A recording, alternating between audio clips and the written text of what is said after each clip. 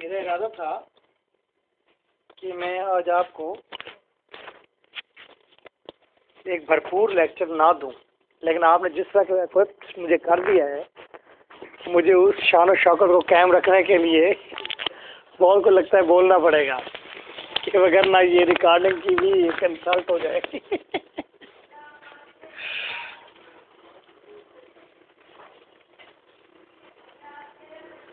Okay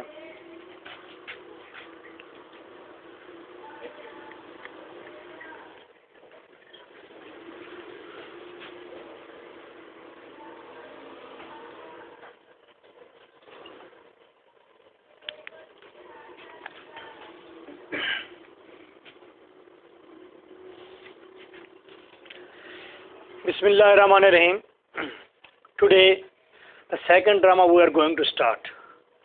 First, you have read the highly attributed drama Galileo Galilei by Ustad writer, I'll say Ustad writer, that was Beckett. Now the second one is the drama we are going to start, that is Hedda Gabler. Hedda Gabler. This drama is written by Henrik Ibsen. Henrik Ibsen, Norwegian inhabitant he is. Norwegian है, European है actually, but he is not from England, he is not from Ireland or Poland, he is from Norwegia. Henrik Ibsen, his name. He born in 1828 and died in 1906. The hallmark of Henrik Ibsen is that he always write the sensitive notes, highly sensitive notes. When he has started his work as a dramatist, people couldn't carry him. They can't bear the work. जब उसने dramas को लिखा, आपको पता है 19th century है, जब वो लिख रहा है तो लोग उसे बेयर नहीं कर पा रहे। बेयर से मुराद ये है कि उसको ले नहीं पा रहे, सही तरह से अंडरस्टैंड नहीं कर पा रहे, समझ नहीं पा रहे कि what he is writing, but he is writing very sensitively, बहुत ही हसासियत से लिखता है। People are thinking that is ordinary work. बहुत डिस्करेज किया, बहुत ज़्यादा डिस्करेज किया, इतना डिस्करेज हुआ कि एज अ फेलियर एक ज़िंदगी जी रहा था। तो इसके बारे में एक फेमस डायलॉग है, guttered and Ibsen, that was the very common scene of Ibsen, sorry drunkard and gutters, drunkard and gutters, that was the very common scene of Ibsen, कि शराब में धुत और गटर में पड़ा हुआ, ये इब्सन का वेरी कॉमन सीन था। हर लोकल इंसान ने उसको देखा, लेकिन बाद में वही शख्स है जिसको कुछ एस्पेक्ट में कहा गया he is better than Shakespeare, ये वही शख्स है। और इसका फेमस एक ड्रामा डॉल्स हाउस है। और अगर आपने मिस्टर चिप्स को पढ़ा है, एनालाइज किया है, सेकेंड ईयर में एक नावल लगाया गया था, तो उसके यहाँ स्पेशल एक डिबेट थी कि जी इब्सन और George Bernard Shaw, Catherine George Bernard Shaw और इब्सन को पसंद करती थी, और चिप्स जो है जॉर्ज बर्नार्ड शॉ और इब्सन को पसंद नहीं करता था बिकॉज उसके बहुत बोल्ड आइडियाज थे। Drunkard and gutters, that was the very common scene of Ibsen, ये मैंने कहा था। Okay, now I am going to discuss, he wrote in the favour of women as George Bernard Shaw, Ibsen also wrote in the favour of women. Women की position को highlight किया है और women को करेजियस स्टेप लेने के लिए उसे इनकरेज किया है कि वो बड़े बड़े स्टेप ले। अब that the time, mature time. जो ड्रामा बहुत ज़्यादा फेमस हुआ, डॉल्स हाउस हुआ। डॉल्स हाउस ड्रामा, किस किस को डॉल्स हाउस के बारे में इल्म है? तो नाम सुना हुआ है। ओके, डॉल्स हाउस की कहानी मैं रिपीट एक बार कर देता हूँ इब्सन की वर्थ को सामने लाने के लिए। डॉल्स हाउस ड्रामा के अंदर नूरा करेक्टर है, जिस तरह इस ड्रामे का करेक्टर हैडा गैबलर में हैडा ही मेजर कैरेक्टर है। डॉल्स हाउस के अंदर जो कैरेक्टर है, हाईलाइटेड कैरेक्टर है, central character, that is Nora. Nora का हस्बैंड एक bank manager and he is saying to Nora कि नूरा तुमने जिंदगी में कभी भी पैसे उधार नहीं लेने। That was a commitment between the husband and the wife. लेकिन मैनेजर बीमार हो गया, पैसों की जरूरत पड़ी, उसी बैंक के एक छोटे ऑफिसर से नूरा ने कुछ पैसे उधार ले लिए और फिर ट्रीटमेंट कराई गई। मैनेजर ठीक होकर वापस आ गया। जब मैनेजर वापस बैंक में आया, अपनी पोस्ट पर आया, उसने किसी वजह की बुनियाद पर उसने उस ऑफिसर को डिसमिस कर दिया जिस ऑफिसर से नूरा ने पैसे लिए थे। Have you followed? जिसको समझ नहीं आई वो बता दे मुझे। नूरा ने पैसे ऑफिसर से लिए, वही ऑफिसर डिसमिस हो गया। किसने किया? Manager. Who is manager? Nora's husband. Okay. उस ऑफिसर ने नूरा को फोन किया, उसने कहा नूरा से कि तुम अपने हस्बैंड से कहो कि मुझे दोबारा रख दे, अदरवाइज मैं तुम्हारे हस्बैंड को बता दूंगा कि तुमने मुझसे पैसे उधार लिए थे। नो, नूरा is trapped, she is in centre. उसके बाद रास्ता ये है कि वो अपने हस्बैंड से जाकर कहे कि जी उसे रख लो। अगर वो रखने का कहती है तो उससे अब वो उसका राज नहीं बताएगा उसे। लेकिन सवाल ये पैदा होता है, अगर वो बता देती, अगर ये कहती है कि उसको रख लो, उसका हस्बैंड ये क्वेश्चन कर सकता है कि why you are interested in this matter, तुम्हारा उसके साथ क्या रिलेशन है, और फिर नूरा एक नई मुश्किल में फंस सकती है। तो अगर वो नहीं बताती तो उसको बता देगी, उसको ऑफिसर बता देगा मैनेजर को, और फिर वो एक नई मुश्किल पैदा हो जाएगी। सो नूरा अपने हस्बैंड को बता देती है डायरेक्टली कि तुम जब बीमार थे तो मैंने पैसे उधार पकड़ लिए थे उससे। नूरा का हस्बैंड बहुत ज़्यादा गुस्सा करता है, बहुत चिल्लाता है और उस पर टूट पड़ता है। और नूरा जो है, उसके 2 बच्चे भी हैं, वो रूम में जाती है और जब जाने लगती है तो उसका हस्बैंड उससे पूछता है कि are you going for change, क्या तुम कपड़े बदलने के लिए जा रही हो? Because they are showing, Ibsen is showing some male dominant psyche, he is showing that कि मेल डोमिनेंट साइकी है कि मर्द ने अगर उसको डांट दिया है तो वो चेंज करने के लिए जा रही है। She will come on the bed to make him please, उसे खुश करने के लिए, सेक्सुअल हवाले से या किसी हवाले से भी। Are you going for change? वो चुप कर कमरे में जाती है। जब वापस आती है तो 2 बैग्स उसके हाथ में होती हैं। वेयर? आई एम लीविंग, मैं जा रही हूँ। वो कहता है नूरा मैं तुम्हारा हस्बैंड हूँ, नॉट अ मैटर। नूरा तुम अकेली कैसे रहोगी? Not a matter. नूरा तुम्हारे बच्चे हैं, उनकी ममता, मदरहुड, तुम कैसे उनको छोड़ सकती हो? नूरा तमाम चीज़ों को रिजेक्ट करती हुई स्टेज से बाहर निकल जाती है और वो घर को हमेशा हमेशा के लिए छोड़ देती है। यानी कि ये इब्सन ने इस ड्रामे के अंदर, ड्रामा एंड होता है, इस ड्रामे के अंदर इब्सन ने ये करेजियस स्टेप दिखाया है वैमन का कि वैमन के रास्ते में अब मदरहुड एक चेन नहीं बढ़ेगी। मदरहुड अब बेड़ा नहीं बनेगी। मदरहुड कुछ नहीं है, असल जिंदगी है। जिंदगी अगर अच्छी नहीं है तो मदरहुड क्या करना है? वो तो उल्टा देने का नाम है, पैशंस का नाम है। अगर कोई शख्स उसको पे बैक नहीं करता उसका, तो क्या ज़रूरत है उसको रिजेक्ट करो और वैमन आगे बढ़े और अपनी ज़िंदगी जिए। ये बहुत बड़ा इनकलाबी एक स्टेप था। We are not too much sensitive in this matter. हमारे ड्रामाज और ऑडियंस इतने सेंसिटिव नहीं है, but people are too much sensitive in this matter, they are watching. अब ये बहुत बड़ा एक ड्रामा था, बहुत बड़ा स्टेप था कि लोगों ने कहा क्या ऐसा पॉसिबल है अब कि लोग इसका स्टेप ले जाएंगे? औरतें ममता को छोड़ देंगी, बच्चों को छोड़ के बाहर चली जाएंगी अगर उनको तंग किया गया, परेशान किया गया।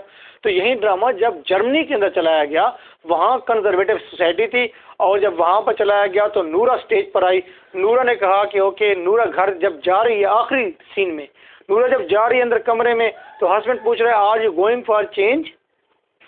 नूरा जब बाहर आती है तो बैग लेकर आती है, नहीं सॉरी, नूरा जब अंदर चली गई है रूम के अंदर, अब उसे बाहर आना है। नूरा वापस नहीं आई। जर्मनी में ड्रामा चल रहा है, नूरा वापस नहीं आई। बैग लेने गई थी अंदर से, उसे बैग लेकर आना है और स्टेज से लीव कर देना है, स्टेज को छोड़ देना है, लेकिन नूरा नहीं आई। तो पता चला कि अंदर नूरा जो एक्टर है वो उधर अंदर जाके कह रही है कि I can't go on the stage and I can't leave the stage with the bags. अगर मैं बैग लेकर गई तो लोग मुझे मार डालेंगे। ये the conservative audience are over there. इतना बड़ा स्टेप वुमेन का बर्दाश्त नहीं कर पाएंगे, वो जला देंगे स्टेज को। अब नूरा बाहर ही नहीं आ रही। इब्सन को बुलाया गया कि आओ जी, करेक्टर बाहर नहीं आता, ऑडियंस बैठे हुए परेशान है। तो काफ़ी देर होगी, तो वहाँ पर इब्सन को चेंज करना पड़ा। तो वहाँ पर इब्सन ने नूरा से ये कहा तुम बैग लेकर जाओ और जब वो तुम्हें स्ट्रेस करे बहुत ज़्यादा तो देन तुमने ये काम करना है।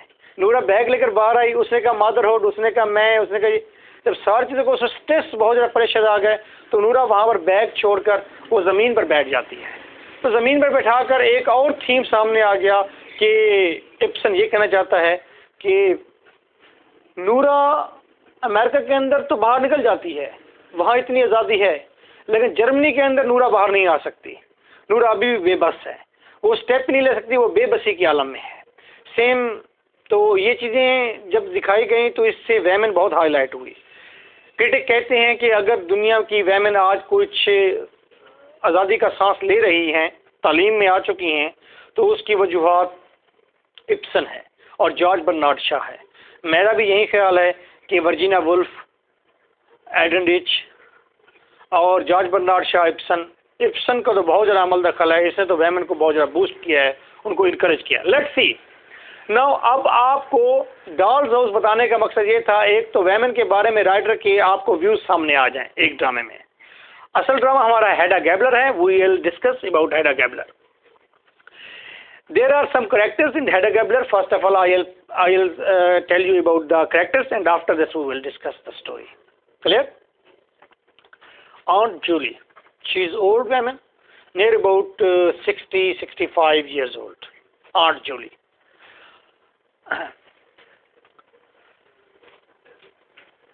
She is from middle class. Middle class की lady है. Aunt Rena. She is the sister of Aunt Julie. She is sick. और ये ड्रामे के स्टेज पर आती नहीं है, कभी नहीं आती ड्रामे के स्टेज पर, बीमार है, पैरालाइज है, इस तरह की कोई प्रॉब्लम है, इसको पैरालाइज है। इन दोनों का, ये दोनों बहनें हैं ना, इनका एक भाई था, उसकी डेथ हो गई है। उसका बेटा जो है वो टेस्टमैन है। ये इनका भांजा लगा, ये भांजा लगा जी, ये इनका नेफ्यू है और टेस्टमैन इसका नाम है। By profession he is a writer with good prospect. Future का जो प्रॉस्पेक्ट है, उसका लाइन है वो अच्छा है कि फ्यूचर में ये करेगा उसके prospect. He is genius, but not as much genius as he can touch the abnormality. Genius है, लेकिन वो एक जो खास एक वाइल्ड जीनियस होता है कोई शख्स, या एबनॉर्मल जीनियस होता है, एबनॉर्मलिटी की हदों को छू रहा होता है, मतलब वो कमाल जीनियस होता है ना, उस लेवल का नहीं है। सोफिस्टिकेटेड जीनियस है, you can say that, limited genius है आप कह सकते हैं। ज़ाहिर बात है दोनों आंट्स जो हैं वो मिडिल क्लास से हैं, तो ये भी मिडिल क्लास से हैं। इसके फादर की डेथ के बाद आंट रीना और आंट जूली ने इनको पाला है। क्लियर? उनकी अपनी कोई औलाद नहीं और दोनों ने शादी भी नहीं की। क्लियर? उसके बाद एक और कैरेक्टर है Hedda Gabler. She is the daughter of Gabler. She is the daughter of General Gabler. ये इस फैमिली का हिस्सा बाद में बनी है, लेकिन इसकी अलग से एक घराना है इसका। जनरल गैबलर फौज का जनरल है। जनरल है तो आप सोच सकते हैं ब्यूरोक्रेट, अरिस्टोक्रेट मूड में शख्स होगा। फिर जनरल है, उसका वजात, जाओ जलाल, उसकी रेल पेल, उसके पास पैसा, उसकी तरबियत, उसके मैनर्स, ये सारी चीज़ें काउंट करती हैं। क्लियर? हेडा उसकी बेटी है और अरिस्टोक्रेटिक मैनर्स के साथ है, अरिस्टोक्रेटिक मैनर्स के साथ है।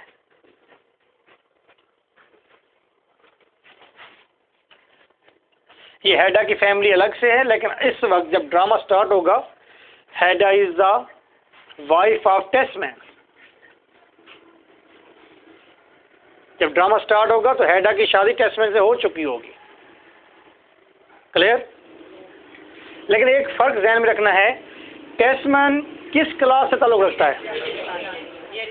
और हेडा अरिस्टोक्रेटिक, ठीक है। तो ये एक डिफरेंस है।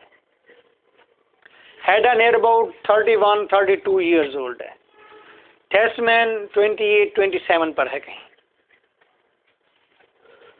बर्टी घर की मुलाजमा है। नावल जब ओपन होगा, टेस्टमैन और हेडा एक अलग घर में शिफ्ट हो चुके होंगे। टेस्टमैन पहले रहता था आंट जूली और आंट रीना के साथ, लेकिन जब शादी हुई टेस्टमैन और हेडा की तो ये दोनों अलग घर में रहते हैं, और बर्टी भी टेस्टमैन और हेडा के साथ ही घर में शिफ्ट हो गई है।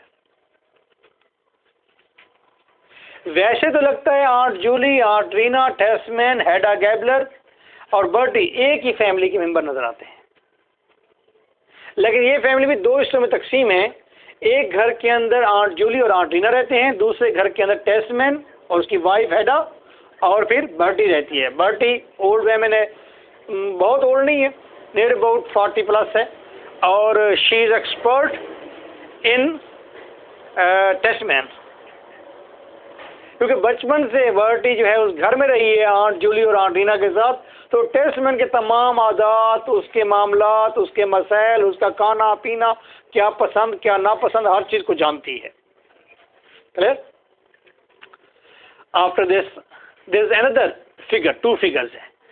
एक है mister Elvsted, he is a great businessman, कई शहरों के अंदर उसके बिजनेस हैं। मिस्टर एल्स्टेड की वाइफ फौत हो चुकी है, उसका नाम कोई और था, उसके बहुत सारे बच्चे हैं, 6-7 या 4-5, ठीक है।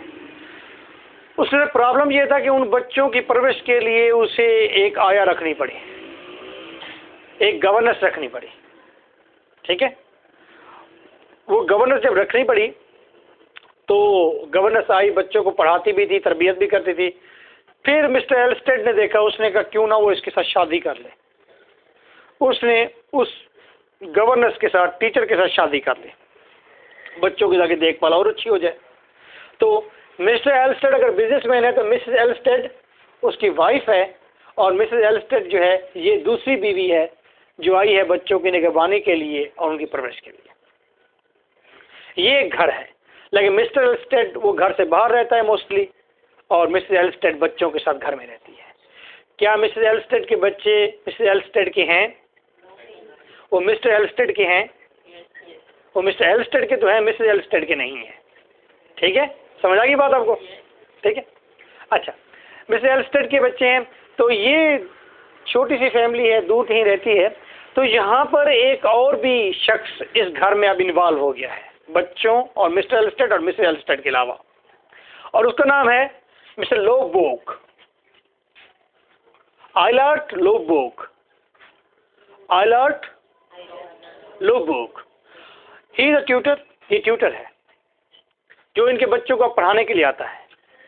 पहले तो मिसेस एल्स्टेड पढ़ाने आती, बच्चे छोटे भी थे, अब क्योंकि वो गवर्नेंस बन गई है, घर के अंदर वाइफ के तौर पर काम करती है, पकाती भी है कर, तो इसलिए घर के अंदर अब ट्यूटर एक नया आया है, और लोबोक। इस घर में 3 मेजर फिगर हैं। मिस्टर एल्स्टेड जो घर में रहते नहीं हैं, मिसेस एल्स्टेड जो घर में बच्चों के साथ रहती हैं, एक तीसरा कैरेक्टर लोबोक जो वहां पर पढ़ाने के लिए डेली आता है, ठीक है। अब घर के अंदर मिस्टर लोबोक नहीं है, सॉरी, घर के अंदर मिस्टर एल्स्टेड नहीं है, तो घर के अंदर कौन है? फौजी फौज, तो लोबोक मोजेज।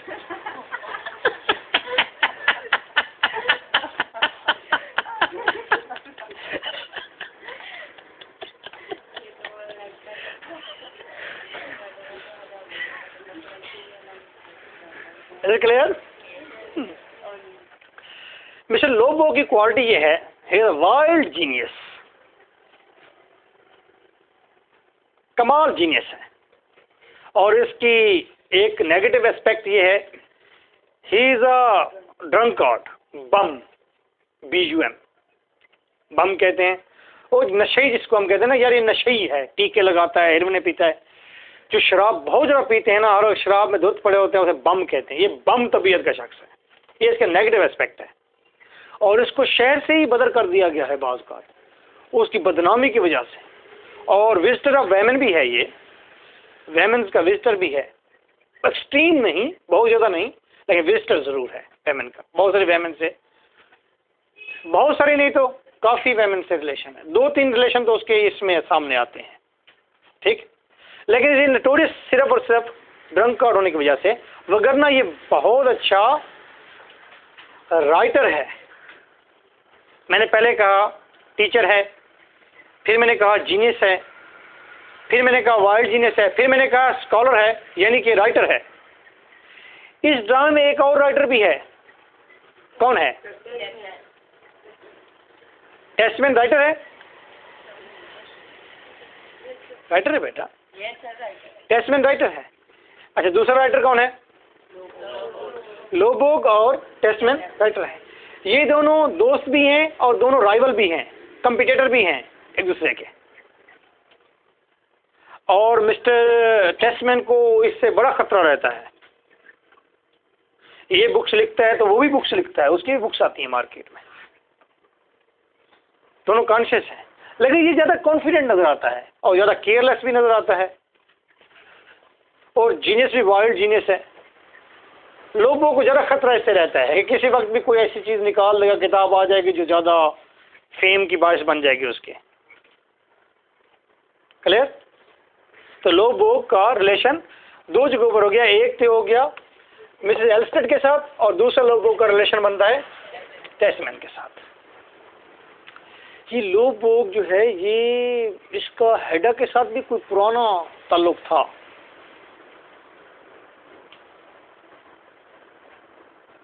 हेडा के साथ बहुत पहले कोई थोड़ा सा ताल्लुक था इसका, नहीं स्कूल में नहीं।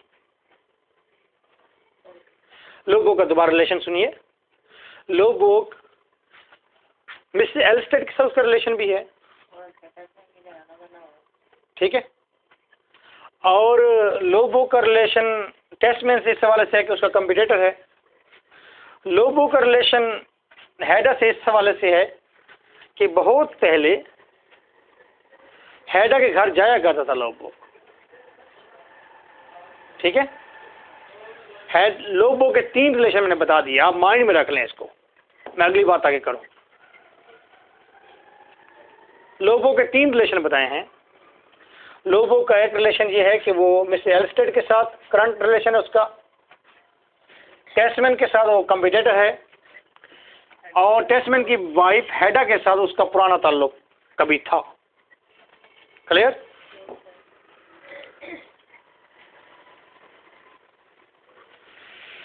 ये मिसेस एल्स्टेड जो है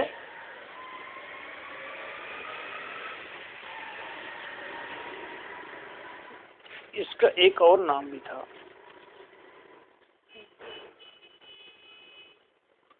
अच्छा जी इसका नाम अब और थोड़ा सा चले वो आ जाएगा। ये मिसेस एल्स्टेड का एक रिलेशन तो है मिस्टर एल्स्टेड से, ठीक है। एक रिलेशन इसका हो गया लोबो के साथ। इसका एक रिलेशन हेडा के साथ भी है।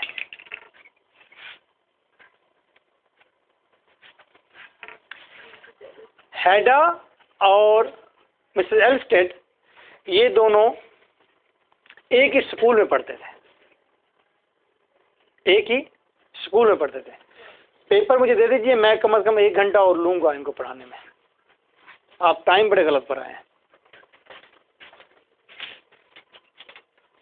ये सेकंड टाइम का है।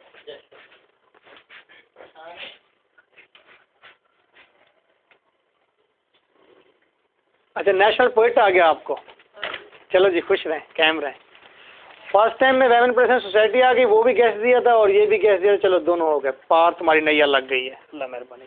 बाकी बातें बाद में जी, कल उसी टाइम पर जिस टाइम पर आते थे 3:30 बजे। ओके, हाँ रेडी। तो एल्स्टेड और हेडा जो हैं आपस में क्लास फेलो भी रहे हैं। हिना नहीं सना। ये बताओ कौन सा करेक्टर ऐसा रह गया जिसको मैंने अभी तक डिस्कस नहीं किया? चुप। ब्रैक, जज ब्रैक, जज ब्रैक, ठीक है, इसको डिस्कस करें। जज ब्रैक जो है ये एक सोशल पर्सन है, इसके सोशल रिलेशंस हैं और ये लोगों की मदद करना चाहता है और मुख्तलिफ लोगों से मिलता जुलता है, उनकी मदद करता है। इस वक्त ये टेस्टमैन का दोस्त है, टेस्टमैन का दोस्त है ब्रैक।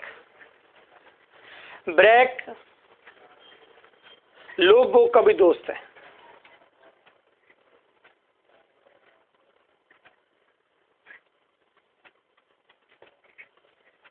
ठीक है, ब्रैक टेस्टमैन का दोस्त है और ब्रैक जो है लोगों का दोस्त है। ब्रैक की पर्सनैलिटी को वाज़ेह करने के लिए एक जुमला ही काफ़ी है।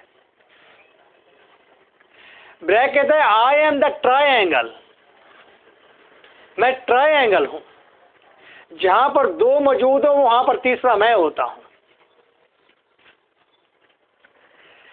जहां पर हेडा और टेस्टमैन मौजूद हो दो, तीसरा मैं होता हूं।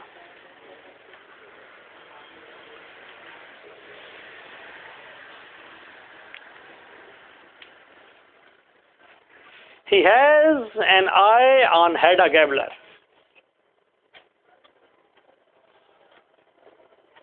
Clear? Okay. Now आप लोग 5 मिनट्स के लिए रिवाइज कर लें what the characters are. कौन सा करेक्टर क्या है, तमाम फैबर्स को दोबारा रिलेट कर लें, आपस में सोच लें। अगर मदद की ज़रूरत हो तो आपके इंट्रो पार्ट 2 जो है उसके अंदर जो करेक्टर लिस्ट दी हुई है आप उसको स्टडी कर सकते हैं।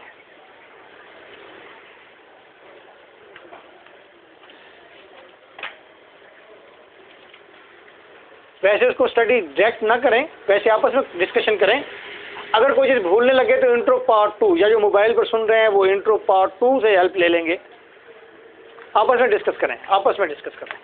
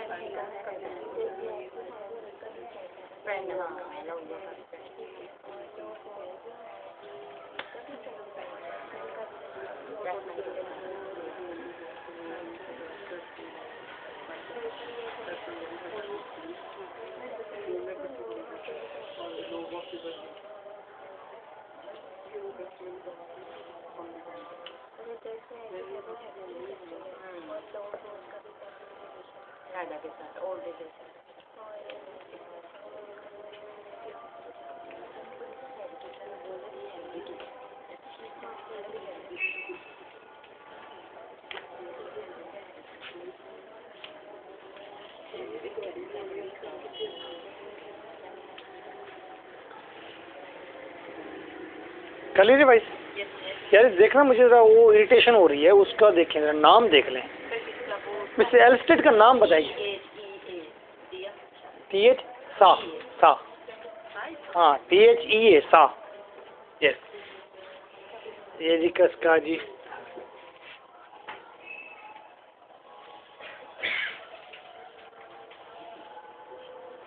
सा सा सा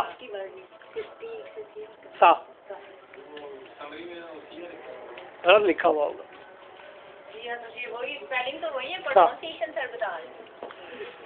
पिंक पिंक साठ सा, एनी क्वेश्चन? इंग्लिश में लिखा गया था लेकिन ट्रांसलेट किया। I think that is in English. Ready? Okay.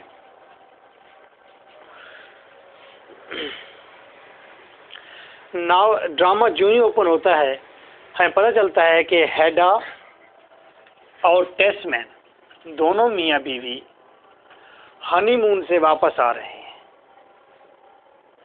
और हनीमून से वापस आएंगे तो अपने घर में जाएंगे जहाँ पर बर्टी जो है या बरसा, ठीक है, बर्टी या बरसा, ये वहाँ पर मुलाजमा है, इस घर में उन्हें आना है। और रात को वो जब घर में पहुँच गए हैं तो दिन के वक्त हमें पता चलता है इस घर में 8 जूली या 8 जुलीना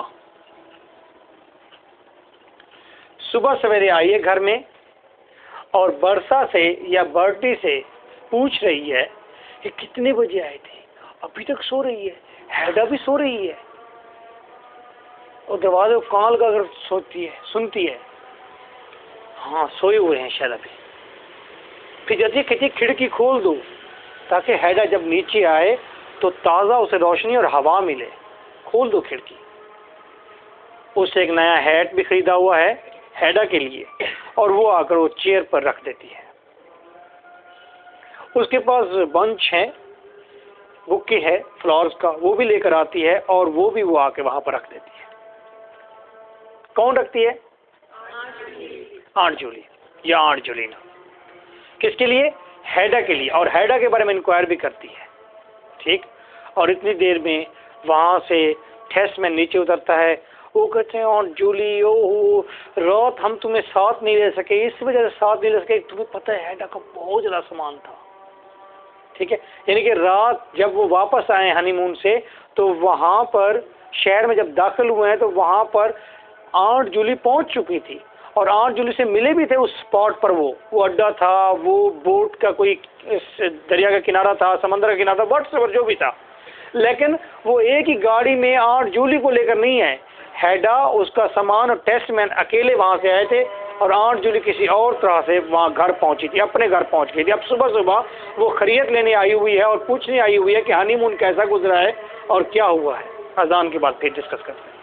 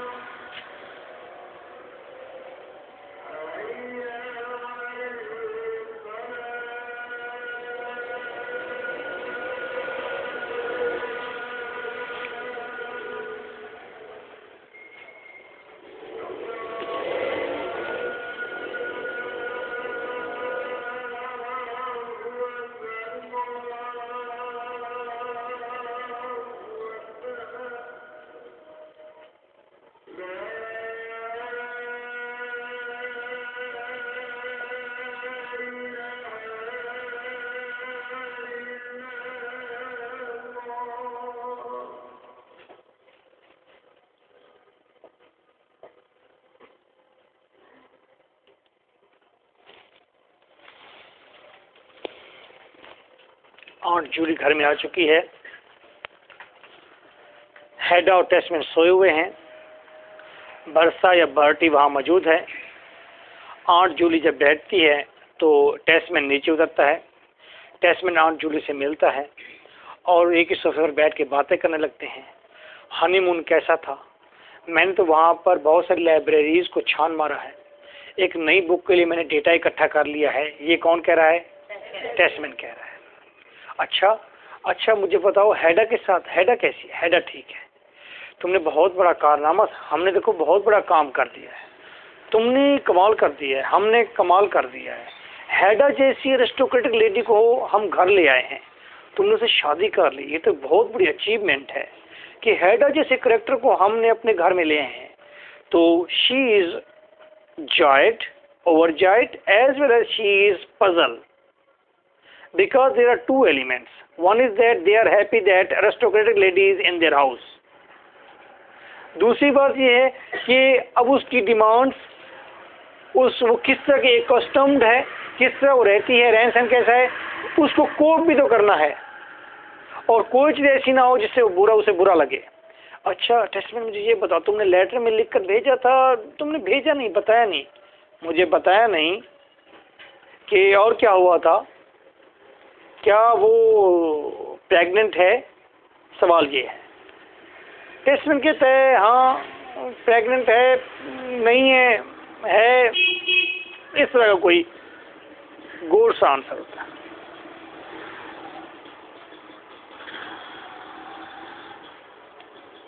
इस तरह से आंसर होता है। टेस्टमैन से पूछ रही है कि हैडा गैबलर प्रेग्नेंट है या नहीं है। ऑन्ट जूली पूरे ड्रामा के अंदर इस चीज़ में इंक्वायर रहेगी, उसे क्यूरियोसिटी रहती है कि हैडा प्रेग्नेंट है या नहीं है। और पूरे ड्रामे में हम इस डाउट में रहेंगे, क्लियर नहीं होगा कि हैडा प्रेग्नेंट है या नहीं है पूरे ड्रामे में। लेकिन ऑन्ट जूली चाहती है कि हैडा प्रेग्नेंट हो जाए, ये उसकी डिज़ायर है। और उसके लिए हैट भी ले आइए कि जब वो प्रेग्नेंट हो जाएगी तो उसके साथ चलने में उसे शर्म महसूस नहीं होगी, हैट पहन लेगी हैडा। प्रेग्नेंट क्यों दिखना चाहती है? That's the question. ले जी आगे चलते हैं। हैडा नीचे उतरती है। ओहो, खिड़की किसने खोली है? ये एरिस्टोक्रेट है ना। अच्छा ये किसका हैट है? गंदा सा हैट है, किसी नौकरानी का है? एतराज करती है। नहीं ये मेरा हैट है, जूली कहती है। ओ ये बंच, ये फ्लावर यहाँ पर किसने रख दिए? बैठती है, ऑन्ट जूली से मिलती है। ऑन्ट जूली से बताती है कि ऑन्ट टीना ने तुम्हारे वो पुराने जो शूज़ थे बचपन के, उसको कुछ उसके ऊपर कढ़ाई की। अच्छा ठीक है, दैट्स वेरी राइट। और यहाँ पर ऑन्ट जूली वहाँ से जाने में खैरियत महसूस करती है, वो वहाँ से चली जाती है ऑन्ट जूली। टेस्टमैन और हैडा रह जाते हैं, दे आर डूइंग डायलॉग। और उसके बाद ब्रैक इंटर होता है उसी जगह पर, कमरे में फ्रेंच विंडो किस सिमत में है, खुली हुई है या बंद है? घर के अंदर पियानो किस जगह पर रखा हुआ है, चेयर कहाँ रखी हुई है, आग कहाँ पर मौजूद है? These are the elements which you have to note it.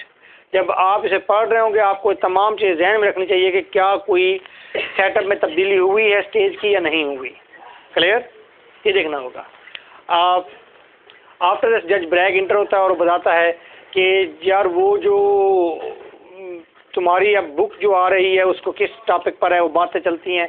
वो कहते हैं यार मैंने सुना है लोबोग भी आ गया है इसी शहर के अंदर, इसी सिटी में लोबोग। जज ब्रैक बताता है कि लोबोग आ चुका है उसी सिटी में, शहर में जिसमें टेस्टमैन रहता है। और टेस्टमैन को कोई गवर्नमेंट की तरफ से कोई मिलने वाला है, कोई ओहदा मिलने वाला है, स्कॉलरशिप मिलने वाली है। और जज ब्रैक ये शो करता है कि पॉसिबल है कि तुम्हारा, जज ब्रैक कहता है पॉसिबल है कि तुम्हारा और लोबोग का आपस में गवर्नमेंट कंपटीशन कराए और वो जो बेहतर हो, जिसकी किताबें अच्छी हों, उसको स्कॉलरशिप मिले। तो टेस्टमैन थोड़ा सा तहफ़्फ़ुज़ महसूस करता है, थोड़ा सा थ्रेट महसूस करता है कि कहीं ऐसा ना हो कि लोबोग उससे जीत जाए। और वो ये भी कहता है कि मैंने सुना है कि लोबोग की नई किताब भी आई है और वो बुक जो है बहुत चली है, सुना है। ठीक, अब ये बात यहाँ तक होगी। उसके बाद जी क्वेश्चन ओके। अब यहाँ पर स्टेज पर कौन कौन मौजूद है? हेडा, टेस्टमैन, जज ब्रैक। अब यहाँ पर आ जाती है सा, मिसेस एल्स्टेड। सा यहाँ आ जाती है स्टेज पर। कहाँ जाती है? स्टेज पे आ जाती है। किससे मिलने के लिए? हेडा से मिलने के लिए और टेस्टमैन से मिलने के लिए, जज ब्रैक से मिलने के लिए, इन तीनों से मिलने के लिए यहाँ आ जाती है। स्पेशली वो टेस्टमैन से मिलने जाती है या हेडा से मिलना चाहती है? वो टेस्टमैन से मिलना चाहती है। क्यों मिलना चाहती है? असल में ये किसी और जगह पर रह रहे थे, मिस्टर एल्स्टेड, मिसेस एल्स्टेड और लोबोग, ये सिटी से हटकर किसी और जगह पर रह रहे थे और वहीं पर ही लोबोग आकर पढ़ाया कर रहा था। और जब वो पढ़ाने के लिए आता तो उसे पता चला कि ये राइटर है। तो मिसेस एल्स्टेड, जिसका नाम सा है, वो लोबोग की पर्सनल सेक्रेटरी बन गई वहाँ पर और उसकी बुक की राइटिंग में उसको डेटे को प्रोवाइड करती थी, उसकी हेल्प करती थी। यानी कि मिस्टर लोबोग और सा मिलकर बुक्स को लिख रहे थे। सा या मिस्टर एल्स्टेड ये किताब को बनने में हेल्प दे रही थी और लोबोग लिख रहा था, वो असिस्ट कर रही थी। लोबोग राय रास्त पर आ गया था, वो अब ड्रंकर्ड नहीं रहा था, वो बिल्कुल ठीक हो गया था और बुक्स भी लिख रहा था और बुक ने नेम भी, फेम भी कमाई थी। मैं फिर दोहरा रहा हूं, ये जो बुक अब मार्केट में आई है इसे छोड़ दें, चलें। उसके पास एक और बुक का मुसद्दा है। किसके पास? लोबोग के पास। एक बहुत ही कीमती किताब का मुसद्दा है लोबोग के पास इस वक्त। ये मुसद्दे का मतलब होता है रिटन पेपर्स जो हाथ से लिखे गए हैं, वो बुक की शक्ल में आने हैं। इस बुक की क्वालिटी ये है कि जिस दिन ये बुक पब्लिश होगी उस दिन तक का डेटा इसमें मौजूद होगा।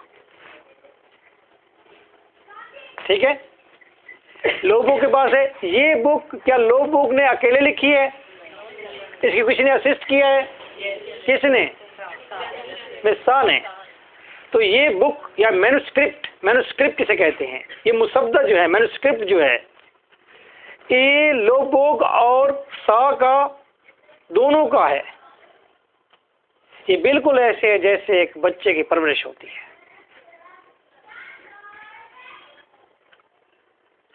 जैसे एक बच्चे की परवरिश में एक आदमी और औरत हिस्सा लेती है, same is the case with this manuscript. ठीक। अब हुआ ये है कि यहाँ मिस्टर एल्स्टेड के घर में मिसेस एल्स्टेड अपने घर में बच्चों के ट्यूटर लोबोग के साथ मिलकर जो मुसद्दा उसने तैयार किया और जो पिछली किताब में मैसेज किया और जो लोबोग को राय रास्त पर ले आई है, ठीक हो गया लोबोग। अब लोबोग यहाँ से निकला है, इस घरों से, इसी इलाके से निकलकर सिटी की तरफ आया है जहाँ पर टेस्टमैन रहते हैं। जब वो यहाँ पर आया है तो एल्स्टेड वहाँ से भागी है कि उसको खौफ है कि कहीं ऐसा ना हो कि सिटी में जाकर ये दोबारा ड्रिंकिंग शुरू कर दे, पीना शुरू कर दे और दोबारा भटक जाए। बड़ी मुश्किल से वो उस जगह पर ले आई है। वो पैशनेट लेडी है, वो लॉयल लेडी है, वो सिंसियर लेडी है। वो वहाँ से भाग गई है और उसके पीछे आई है कि कहाँ है लोबोग, कहीं ऐसा ना कोई उसे वहाँ से हटा दे, भटका दे कहीं ना कहीं। और कोई ये है कि वो और कहीं जाए ना जाए, टेस्टमैन के रास्ते में ज़रूर आएगा क्योंकि इसका राइवल है। इस घर में उसका कहीं ना कहीं आना जाना बन सकता है। ये यहाँ पर ये पता करने आई है कि क्या आपको लोबोग का पता है या नहीं है। अब टेस्टमैन के घर में कौन आई है? एल्स्टेड या सा? किसका पता करने आई है? लोबोग के पास क्या है उसका? उसका है टोटल या आधा उसका है? आधा उसका है, हाफ हाफ है, उसका हिस्सा उसमें है। ठीक है। और उसने लोबोग को सिविलाइज किया है तो वो चाहती है कि लोबोग दोबारा ड्रंक कार्ड ना बने। ड्रंक कार्ड होने की वजह से उसे उस सिटी से निकाल दिया गया था, उसका स्कैंडल बन गया था ड्रिंकिंग की वजह से। अब वो नहीं चाहती कि वो दोबारा पिट में जाके गिरे। चले तो यहाँ आके मिलती है तो हेडा से आके मिलती है। ये सा और हेडा का भी आपस में कोई कम्बिनेशन है क्या? Class fellow. और जब क्लास में होती थी तो सा के बड़े लंबे लंबे घने बाल होते थे। ठीक है। और हेडा जो थे उससे जेलस थी और एक बार सीढ़ियों पर ठहरकर हेडा ने एल्स्टेड से, सा से कहा था, मैं तुम्हारे बालों को आग लगा दूंगी। नहीं, उसके बाल थे, लेकिन उसके थिन बाल थे ना, उसके बाल थे, थिन थे, ठीक है। इसके बाल घने हैं, लंबे हैं और भरपूर हैं। उसने कहा मैं तुम्हारे बालों को आग लगा दूंगी। वो उसके बालों से जेलस थी। These hair are also very important. वो उसके बालों से जेलस है। किसके बालों से? कौन? सा के बाल घने हैं, लंबे हैं, ठीक है। और वो कहते हैं मैं तुम्हारे बालों को आग लगा दूंगी, बालों को आग लगा दूं। ये बाल सिंबल है पैशंस का, फर्टिलिटी का। She is fertile. फ्रेंडशिप है दोनों। फ्रेंडशिप बस इस तरह light, eight the same time दोस्त भी है, एट द सेम टाइम रिवल्टी भी है। अभी वो स्केयर्ड है, अभी तक वो डरती है, लेकिन उसकी मजबूरी है लव बो को ढूंढने के लिए उसे घर में आना पड़ा। हैडा ने उसे लिया, इधर आओ बैठो। अच्छा कहाँ थी तुम, जरा बताओ कहाँ? एल्स्टेड के यहाँ थी। फिर क्या हुआ? उसे शादी कर ली? वो तो बहुत अमीर आदमी था। हाँ उसने मुझे शादी कर ली क्योंकि मैं सस्ती पड़ती थी उसे। किसे? उससे छोड़कर तू भाग के आ गया अपने हस्बैंड को। लीव दिस, मुझे उसकी जरूरत नहीं है। हस्बैंड को, बच्चों को छोड़कर भाग गई वहां से। हस्बैंड को छोड़ आई है एल्स्टेड, और यहाँ आगे किसके पीछे? अच्छा तो अपने हस्बैंड को छोड़कर अपने यार के पीछे भाग रही है, हैं? लोगों के पीछे। ठीक है, पता करते हैं उसका। टेस्टमैन ऐसा करो, हैडा कहती है, टेस्टमैन ऐसा करो, एक लेटर लिखो जल्दी से लोगों को कि वो जहाँ कहीं भी है कल शाम को यहाँ पर आए। और ब्रैक ने कहा हाँ उसे आना चाहिए, और ताकि मैं भी चाहता हूँ कि वो हमारे साथ बैचलर पार्टी में जाए। एक मर्दों की पार्टी है, उसके अंदर सारे मर्द जमा होंगे। तो चाह रहे हैं, ब्रैक कह रहा है टेस्टमैन, जज ब्रैक और लोग हम तीनों जो हैं उधर जाएं पार्टी के अंदर। बैचलर नहीं है कोई भी, ये बैचलर है, यही बैचलर है, लेकिन बैचलर पार्टी जिसके अंदर मर्द जाते हैं उनका नाम, उसका नाम बैचलर पार्टी रखा हुआ है जी। फ्रेंड्स है। जज ब्रैक तो आता जाता रहता है ना, जहाँ पर दो होंगे तीसरा जज ब्रैक होगा। वो तो कहते हैं मैं ट्रायंगल हूँ। क्लियर हो गया? अब टेस्टमैन फौरन चले जाता है क्योंकि he is also puzzle, nervous, because aristocrat lady के साथ शादी करके बैठा है। वो लेडी जो काला लिबास पहनकर सर पे हैट रख कर सुबह सुबह घोड़े के ऊपर घोड़सवारी करती थी, और लोग देखते थे बड़ी हसरत के साथ कि हैडा है और ये गैबलर की बेटी है। वो लेडी हैडा के पास, जज वो लेडी टेस्टमैन के पास, और हैडा जो है ब्रैक को बताती भी है कि यार बड़ी बोरिंग किस्म के हनीमून था, सारा दिन ये लाइब्रेरी में घुसा रहता, मैं बड़ी बोर होती थी, ये मिडिल क्लास और ये चीज़ें, मैं तो ऐसे डेड थी, मरी हुई थी वहाँ पर। अच्छा हुआ। तो वो कहते हैं कि अच्छा मैं भी बड़ा परेशान था यहाँ पर। उनके दरमियान में भी गुफ्तगू इस तरह होती है जैसे रोमांस चल रहा हो, दरमियान में दोनों एक दूसरे को तोड़ रहे हो, वजन कर रहे हो। कौन कौन? जज ब्रैक और हैडा। और यहाँ पर खत लिखा जाता है, और किसको खत लिखा जा रहा है? कौन लिख रहा है? टेस्टमैन लिख रहा है लोगों को लेटर।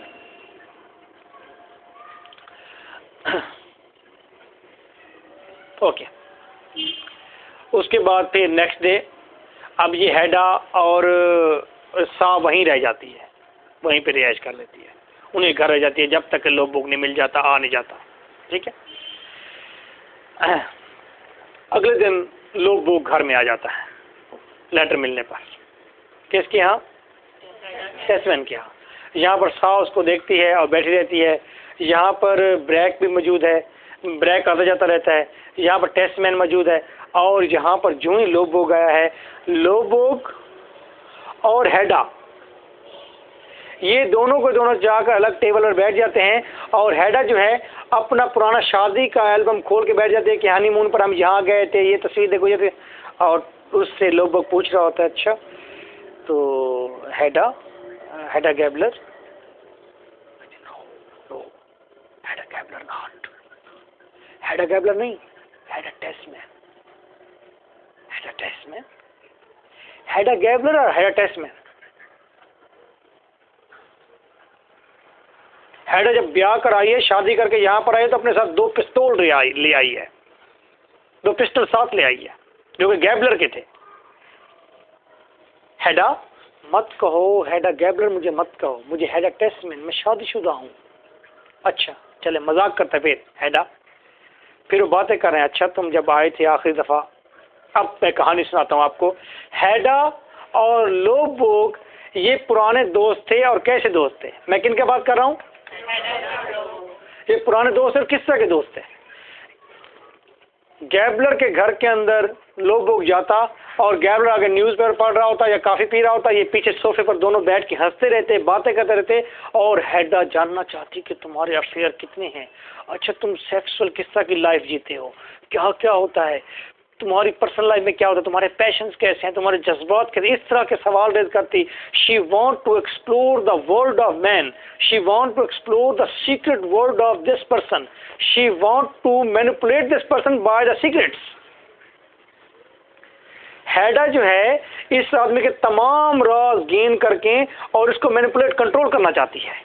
और वो जब अपने अंदर की दुनिया बताता है, और हैडा को एक दफ़ा वो करीब आने की जब उसने कोशिश की, हैडा से जब उसने लव का इजहार करने की कोशिश की या उसे किस करने की कोशिश की, तो हैडा ने फौरन पिस्टल उठा के खड़ा कर दिया था, दफा हो जाए यहाँ से, निकल जाओ निकल जाओ, आइंदा ना मैं गोली मार दूंगी। तो लोग वो पूछ रहे हैं कि वाकई तुम मुझे गोली मारी उस दिन? और ये बात भी फिर कंफ्यूज चली जाती है कि गोली मार देती या ना मारती उस दिन के बाद ही, लेकिन मिले नहीं हैं। चलो हमें आपको पता चल गया कि ये जो 2 लोग बैठे हुए हैं हैडा और लोबोग, इनका पुराना अफेयर यहाँ तक पहुँचा है कि ये पीछे बैठ के सेक्सुअल बातें करते रहते थे और हैडा चाहती थी कि इसकी सारी बातें जान कर इस पर कंट्रोल गेन कर ले, लेकिन वो मरता जब वो बोल्ड होकर आगे आने लगा तो हैडा ने पिस्टल कर दिया और कहा ये यहाँ से निकल जाओ, और स्टोरी वहाँ पर। उसके बाद ये आज फिर मिले हैं। Hedda is very complicated character. She is bold, somewhat she is negative, she is clever, at the same time she also wants her identity, she wants to maintain and sustain her identity, she has a strong desire to control the people। ये उसकी अजीब सी desire है कि लोगों को control करना चाहती है कि तमाम मर्द हैं या औरतें उसके कंट्रोल में हो, लोगों को उसके राज के जरिए कंट्रोल करना चाहती। एलस्टेट को वो किसी न किसी तरीके से कंट्रोल करना चाहती है। इवन के एंड पर जब वो एलस्टेट घर में आके बैठते हैं उससे पूछती है कि एलस्टेट के साथ तुम्हारा क्या बना, तुम्हारे हस्बैंड के साथ, लोगों के साथ तुम्हारा क्या माशके चल रहे हैं, उसके राज लेकर उसे कंट्रोल करना चाहती है। ऑन्ट जूली पर तनकीद करके उसे कंट्रोल किया हुआ उसने। टेस्टमैन को कहती है कि खत लिखो, कभी कहती है ये करो, उसको मुख्य कभी कहती है कि इतने अखराजात करो, कभी कहते पियानो याद हटा दो, उसको उस तरीके से कंट्रोल कर रही है। और जज ब्रैक को कभी वो थोड़ा सा इशारा करीब आने का देती है, कभी फिर से दूर करती है, कभी करीब आने का देती है, कभी दूर, उसको भी कंट्रोल किया हुआ हैडा ने। Hedda is in the centre, she is controlling the each and everything, और वो कंट्रोल करने की कोशिश कर रही है, उसकी अजीब डिजायर है। क्लियर? अच्छा, आफ्टर दिस क्या होता है? अभी यहाँ पर बैठे हुए हैं और फिर उसके बाद वो डिसाइड हो जाता है कि जी कल शाम को या आज शाम को हम सारे चलेंगे कहाँ, उस बैचलर पार्टी पर, और वहाँ जाकर ड्रिंक करना है, डांस करना है, व्हाट्सएवर जो भी करना है। ओवरऑल होता ये है, हैडा, सा यानी कि मिसेस एलस्टेट, बर्टी यानी कि बरसा, ये 3 कैरेक्टर घर में हैं। आंट जूली जो है वो आंट रीना के पास है अपने घर में, और 3 कैरेक्टर टेस्टमैन, जॉर्ज ब्रैक और लोबोग, ये पार्टी पर चल जाते हैं। और पार्टी पर जब जाते हैं तो लोबोग दिखाता है, ड्रिंक करता है, और वहाँ पर जब घर में बैठे होते हैं उस वक्त हैडा भी उसे शराब पिलाती है। किसे? तो और लोबोग कहते हैं मैंने शराब छोड़ दी है, और फिर सा भी उठ के आती है, वो कहते इसे शराब मत पिलाओ। टेस्टमैन भी घर में मौजूद था, तो उसने हैडा ने शराब पिलाई उसे, किसे? लोबोग को। ठीक है, और सा बड़ी डरी हुई थी कि हैडा ये क्या कर रही है। Hedda want to control each and everyone, उसको शराब पिला दी ताकि सा को पता चले कि I am the authority, you are not the authority of the Lovborg. उसको ये जेलसी भी है कि लोबोग का अफेयर इसके साथ क्यों है, उसे ये जेलसी भी है कि लोबोग के साथ मिलकर इसे मैन्युस्क्रिप्ट क्यों बनाया है।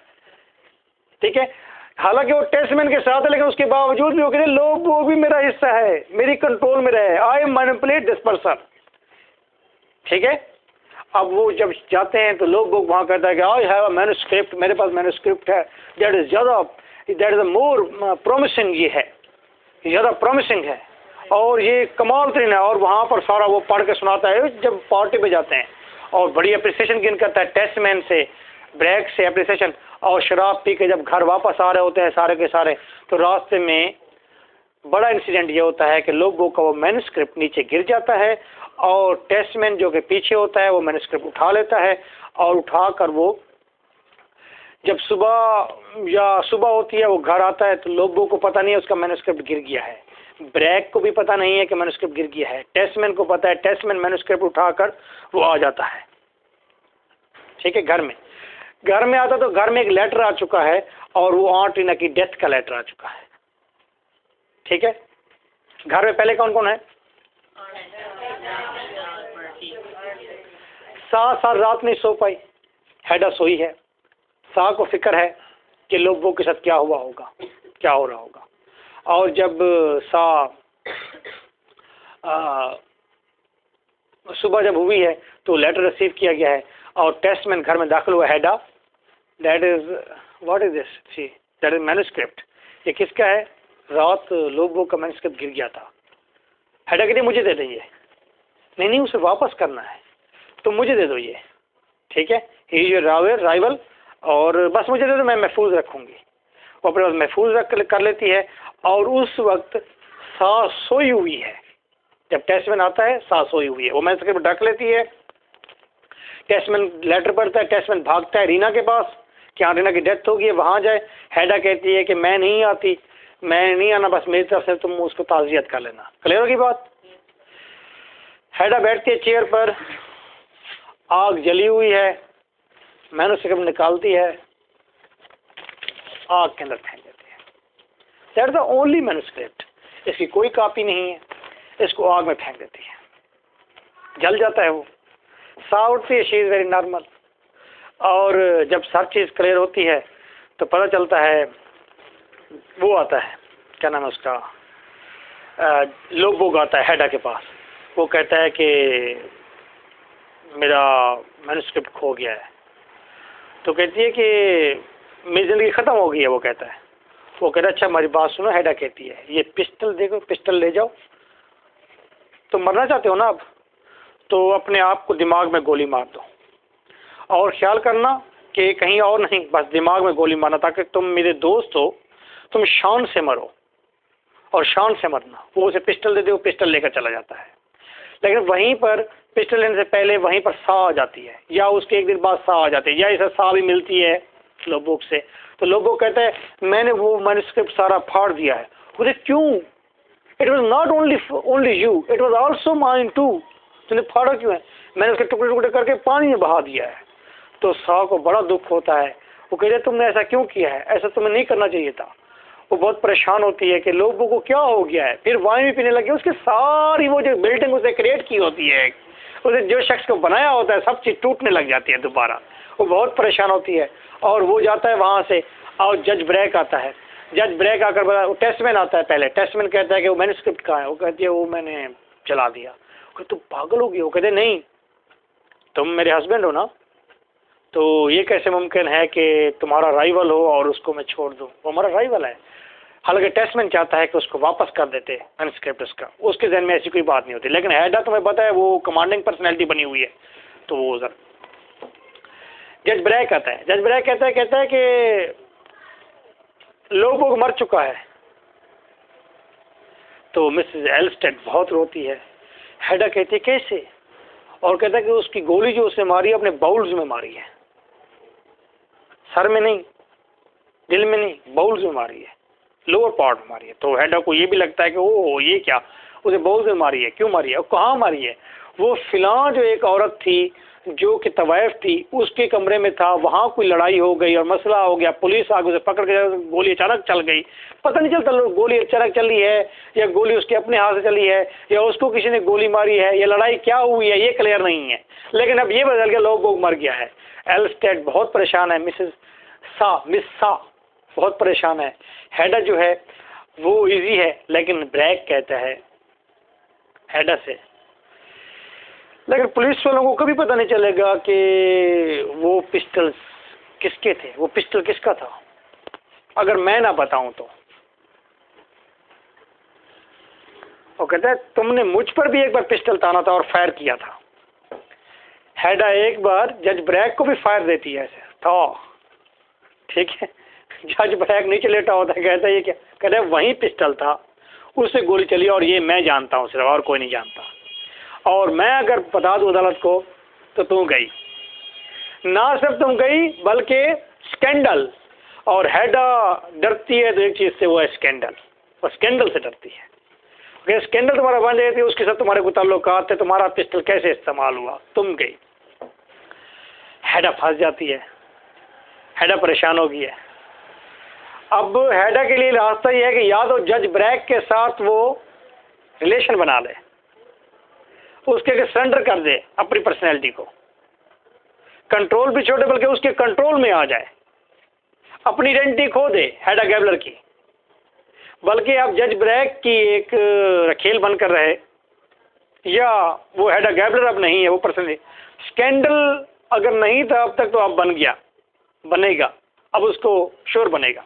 हैडा is in problem now, she is trapped now in mess, she is at the same time.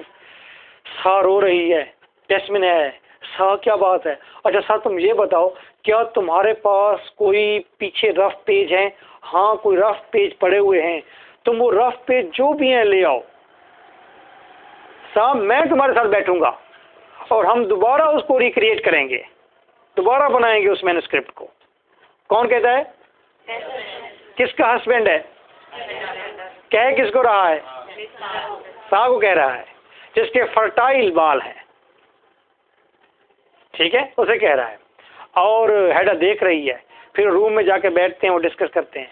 और फिर टेस्टमैन कहता है जज ब्रैक को, जज ब्रैक तुम हैडा को जरा कंपनी दो, मैं इधर मसरूफ हूँ ये काम करने के लिए। अब पेयर फिर चेंज हो गए हैं, जज ब्रैक और हैडा आपस में, और टेस्टमैन और साउजर। लेकिन हैडा कंप्रोमाइज और सरेंडर करने के लिए तैयार नहीं है। She is conscious about her identity, she is conscious about her scandal, she is worry. और फिर वो कह रहा है, जब वो बात करे, वो कहता है, हैडा कहते हैं टेस्टमैन तुम्हें क्या मेरी ज़रूरत है? नो हम कर लेंगे। अच्छा तो क्या चल रहा है? हम कुछ काम कर रहे हैं। हैडा वो टेस्टमैन कहता है मेरे ख्याल में हम इस घर में बहुत डिस्टर्ब होते हैं। सास से कहता है कल से हम आंट जूली के घर में वो जो रूम खाली पड़ा है मेरा अपना पहले वाला, हम कल से वहाँ पर काम शुरू करेंगे मैन्युस्क्रिप्ट के ऊपर, ठीक है। और फिर जज ब्रैक उसे कहता है कि finally now I am the only option for you. हैडा go into the room, और वहाँ से ज़ोरदार एक गोली के चलने की आवाज़ आती है, और हैडा ने अपने आप को मार दिया है, शूट कर दिया है। हैडा वहाँ पर पड़ी है, सारे भाग कर जाते हैं, और जज ब्रैक कहता है ऐसा तो नहीं करते, पहले तो लोग ऐसे नहीं करते थे। और ड्रामा वाइंड अप हो जाता है, ठीक है। पहले तो लोग ऐसा नहीं करते थे, कि वेमेन पहले तो ऐसा नहीं करती थी, सरेंडर करती थी। Now there is a lot of questions and lot of themes are over there. एक ही ले लीजिए, मिसेस एल्स्टेड भी है, सा भी है, बर्टी भी है, बर्सा भी है, आंट जूलिना भी है, हैडा गैबलर, हैडा टेस्टमैन भी है, टेस्टमैन जॉर्ज टेस्टमैन भी है, टेस्टमैन भी है, and the same time Eilert Lovborg है, जज ब्रैक, व्हाट्सएवर। बहुत सारे यहाँ पर नाम ऐसे हैं जो डबल आइडेंटिटी के साथ हैं, और नामों को राइटर ने मुख्तलिफ जगहों पर मुख्तलिफ अंदाज से, कहीं पर जूली, कहीं पर जुलीना, कहीं पर जूल, उसे एक ही नाम को कई तरह से इस्तेमाल किया है। तो नेम्स का भी थीम है, आइडेंटिटी का थीम असल में ये है, आइडेंटिटी का, शनाख्त का, ठीक है। इसको हम डिस्कस करेंगे। फर्टिलिटी का थीम मौजूद है सिंबल के ज़रिए, जैसा कि सा फर्टाइल थी और वो जो है बैरन है, प्रेग्नेंट है या नहीं है। यहाँ पर प्रेगनेंसी का भी एक प्रॉब्लम है। क्या प्रेगनेंसी इज अ शैकल, क्या वो चेन है एक, कि जब किसी वैमन को प्रेग्नेंट हो जाती है वैमन, इसका मतलब है वो उसी इलाके में, उस जगह में, उस घर में अब हमेशा हमेशा के लिए बंद गई है, वो उसका किला है। प्रॉब्लम, जब तक वैमन प्रेग्नेंट नहीं है, उसके बच्चे नहीं है, मदरहुड नहीं है, उस वक्त वो किसी वक्त भी भाग सकती है। तो वैमन के लिए ये एक मुश्किल है, उसको डिस्कस किया गया कि प्रेग्नेंट वैमन नहीं चाहती वो प्रेग्नेंट हो, हैडा तो नहीं चाहती कि प्रेग्नेंट हो जाए वो, क्योंकि उसे पता है ये साइकिल होगा उसके लिए। Eight the same time jealousy है, मैनिपुलेटिंग पावर है, वैमन की कंट्रोल करने की पावर है, वैमन की अपनी आइडेंटिटी है कि वो गैबलर है, हेडा गैबलर है या वो हेडा टेस्टमैन है। अगर हेडा टेस्टमैन बनते हैं तो उसकी अपनी आइडेंटिटी कहाँ है। उसका रिवोल्ट ये निकला कि वो कंट्रोलिंग पावर की डिजायर ज़्यादा होगी उसकी। Lot of questions are over there, but the only thing which I want to suggest you before going to discuss, going to study the drama, you have need highly sensitivity. There is a quite sensitive drama. These are not very difficult words are over there. They are very quite easy words are over there, but you have to study it with sensitive mood. हर एक लफ्ज पर theme और mood, situation, शक्लें, उसके मुताबिक सब चीज़ तब्दील हो जाती है। आपको बहुत सेंसिटिव होकर बैठना पड़ता है इब्सन को स्टडी करने के लिए। Clear? Okay, I think the lecture is over, take it.